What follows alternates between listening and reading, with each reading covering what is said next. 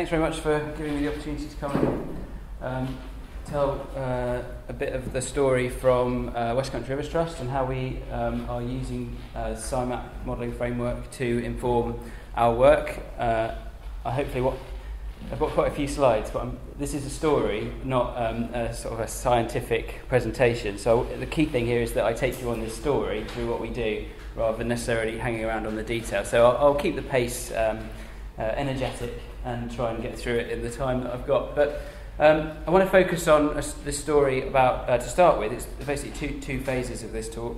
The first bit is about how we use SCIMAP in its more orthodox fashion, looking at sediment risk.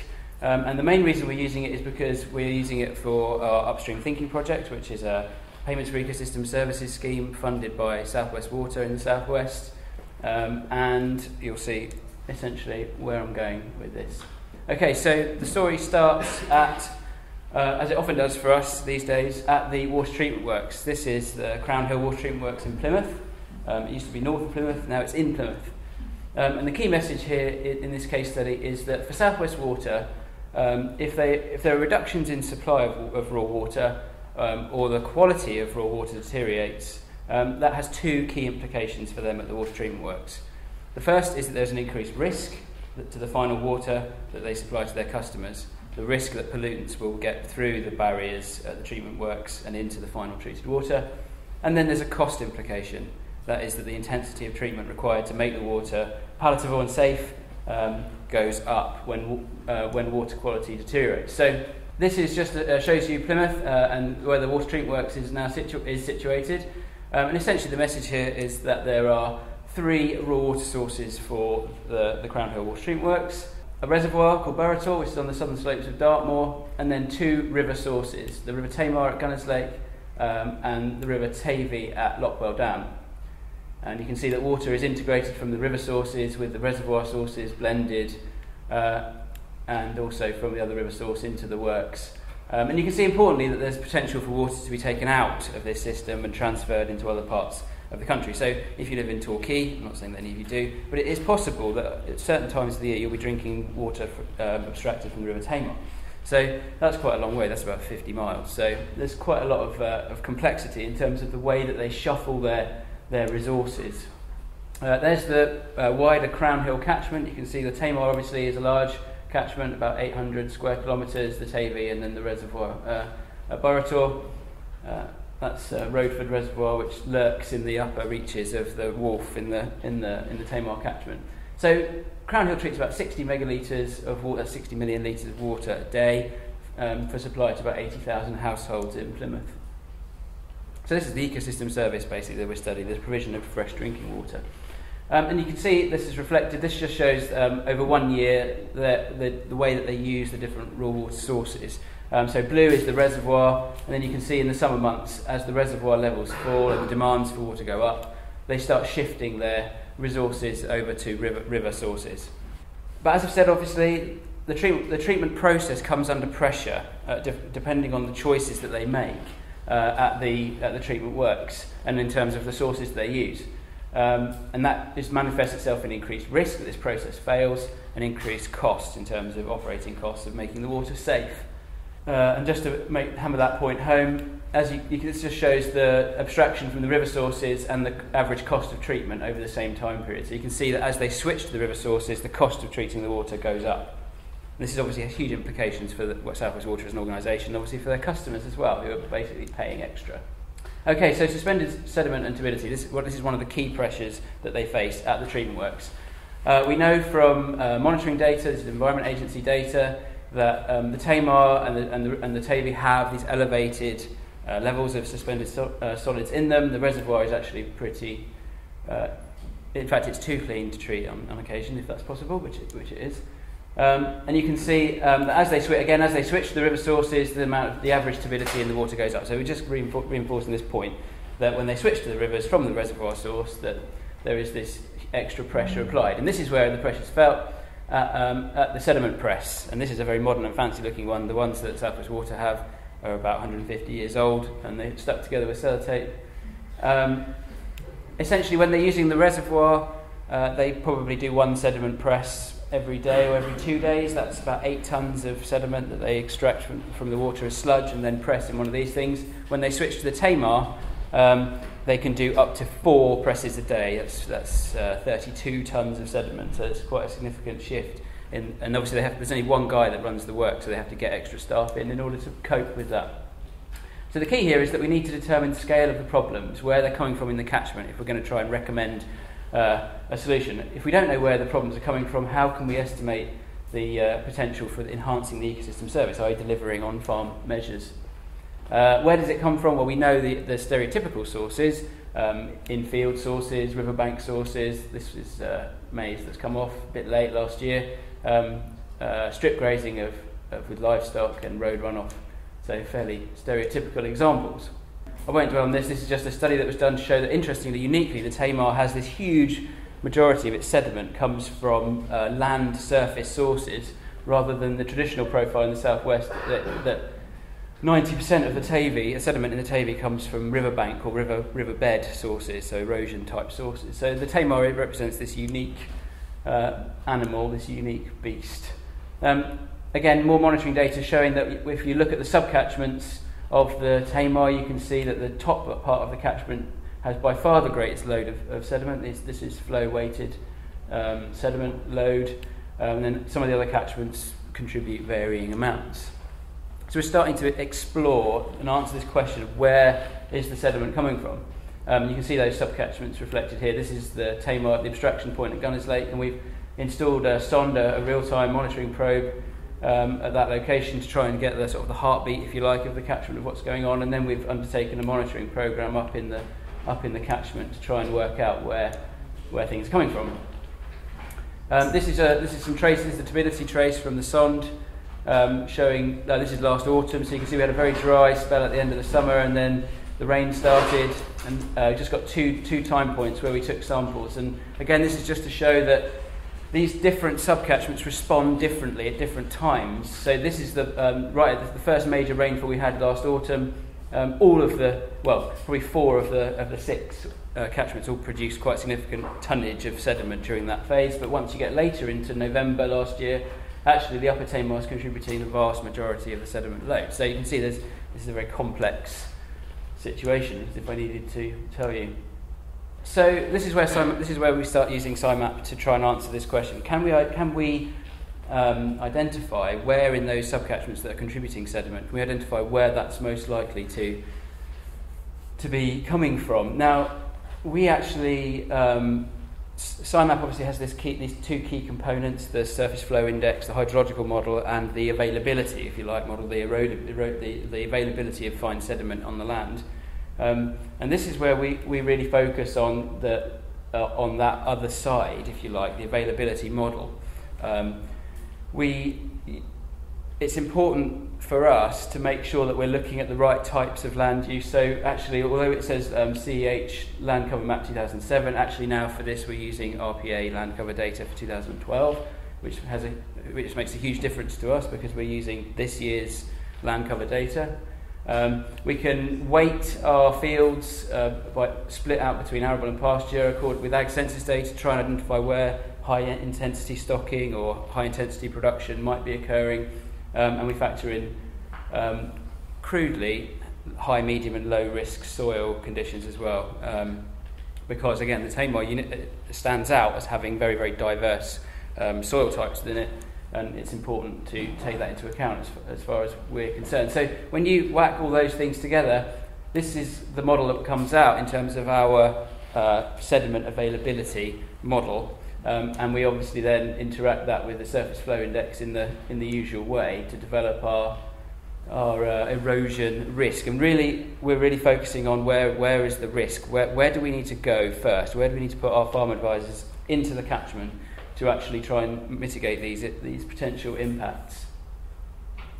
It's no surprise that this is weighted towards the temporary grasslands in rotation on the heavy clay soils that dominate the top part of the catchment. And this fits entirely with the monitoring data, which shows that those are the 2, certainly the Ottery and the Upper Tamar are the 2 main areas where the sediment load is coming from. So this is just SCIMAP risk overlaid on a topographic representation of part of the Ottery.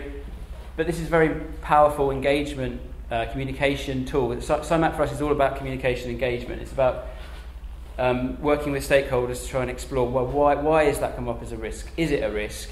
Do we need to go there? What can we do to actually target intervention onto the right bits of land to get the most benefit for the environment?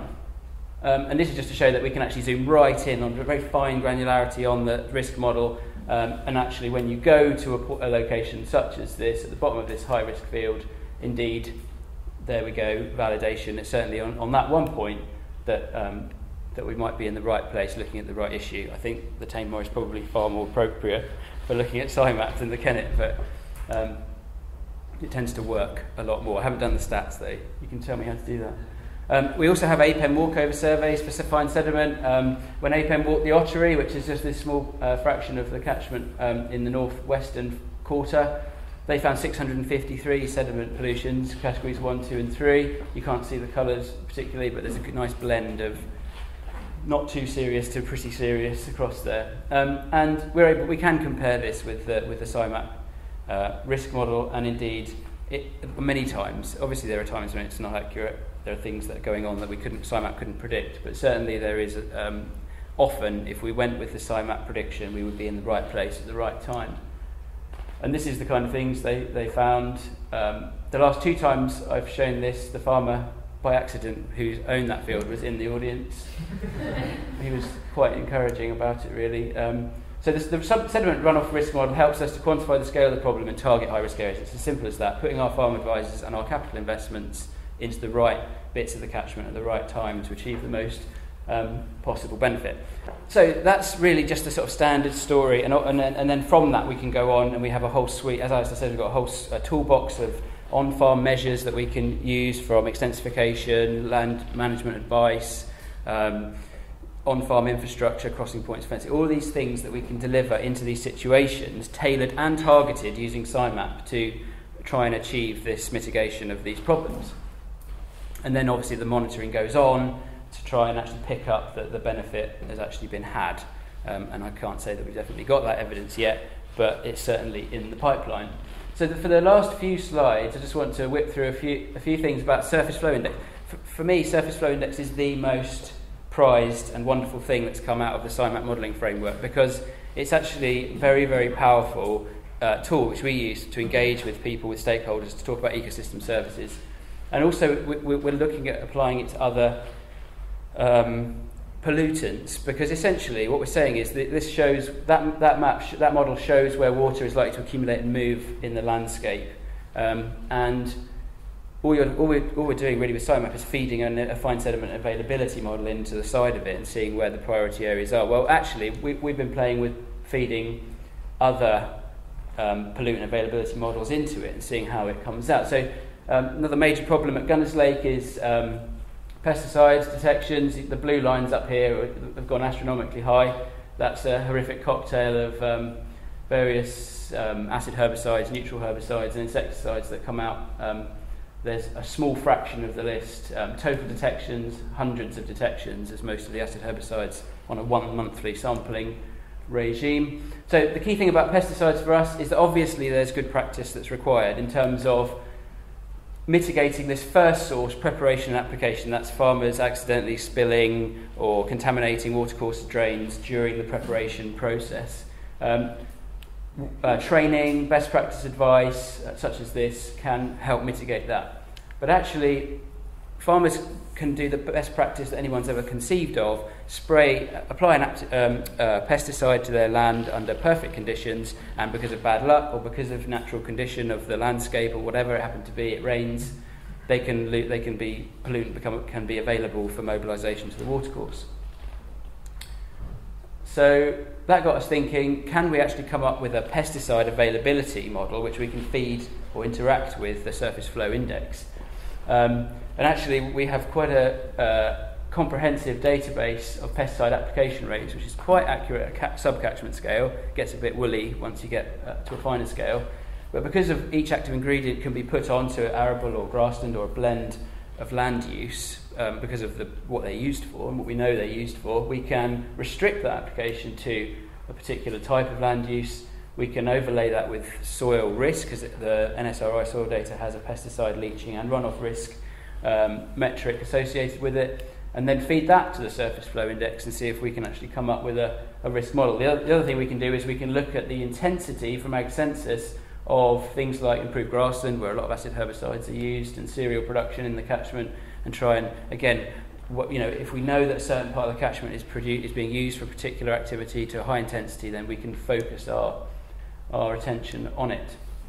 It's just a couple of the models that have come out of that process. We've actually been working with Cranfield University. They have their Catchis pesticide risk modelling application, which we can't afford.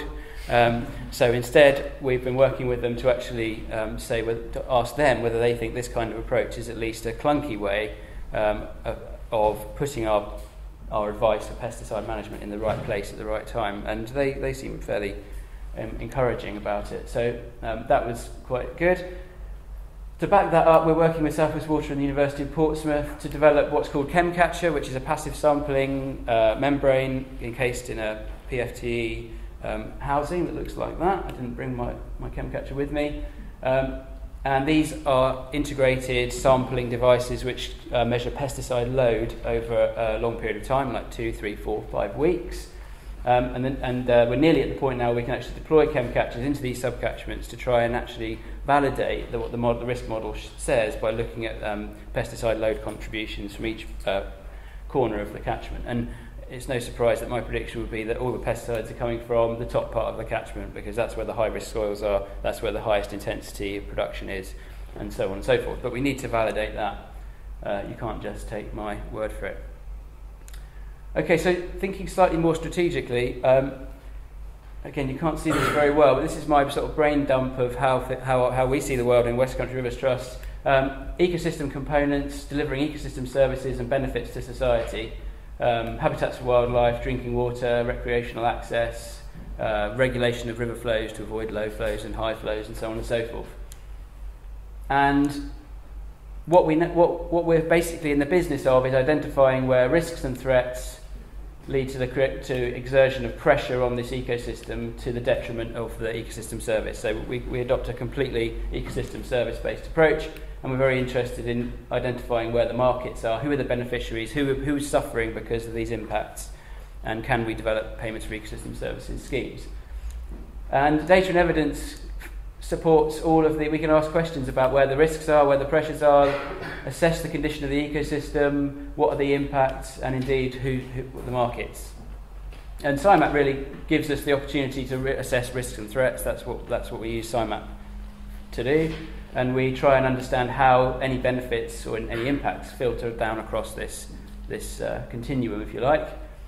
But one of the things we're doing also is we're on our pilot catchment in the Tamar is we're running a whole series of ecosystem services working groups. We've met each one of the working groups 3 times, and we talk at length about what it is that regulates the ecosystem service, why is the ecosystem service being impacted, or how can it be enhanced. And the thing that comes up every single time in every single ecosystem service on that list certainly is that wetness, the wet bits, the bits where water accumulates and flows, those are the bits that are important.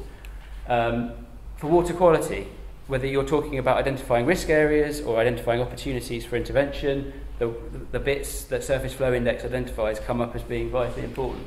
Regulation of flow, whether it's enhancement of base flows or mitigation of peak flows, the wet bits are vital, and so on and so forth. And then even to the point where our carbon working group with about 15 farmers, they keep coming back to the fact that low-grade wet ground is where they want to change land use to enhance their carbon sequestration and get payment.